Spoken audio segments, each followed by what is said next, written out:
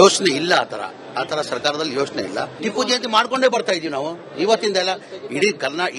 ಇದು ನಮ್ಮಿದ್ದಲ್ಲಿ ಕರ್ನಾಟಕದಲ್ಲಿ ಇಲ್ಲ, ಇಡೀ ದೇಶದಲ್ಲೇನೆ ಟಿಪ್ಪು ಅಭಿಮಾನಿಗಳು ಟಿಪ್ಪು ಜಯಂತಿನ ಆಚರಿಸ್ಕೊಂಡೇ ಬರ್ತಾ ಇದಾರೆ. ಮೊನ್ನೆ ಹೋದ ತಿಂಗಳಲ್ಲಿತ್ತು, ನಾವು ಆಚರಿಸಿದೀವಿ. ಸರ್ಕಾರ ವತಿಯಿಂದ 2013 ಮೊನ್ನೆ ಸಿದ್ದರಾಮಯ್ಯ ಅವರು ಬ್ಯಾಂಕ್ವೆಟ್ ಹಾಲ್ ಅಲ್ಲಿ ಆಚರಿಸ್ತಾ ಇದ್ರು.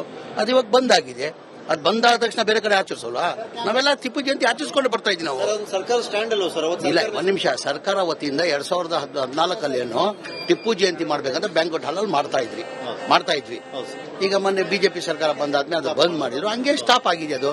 ನಾವ್ ಯಾವತ್ತು ಟಿಪ್ಪು ಜಯಂತಿ ಬ್ಯಾಂಕ್ವೆಟ್ ಹಾಲ್ ಮಾಡಿ ಅಂತ ತಿರ್ಗಾ ನಾವು ಯಾರು ಮುಸ್ಲಿಂ ಲೀಡರ್ಸ್ ಯಾರು ಕೇಳಿಲ್ಲ.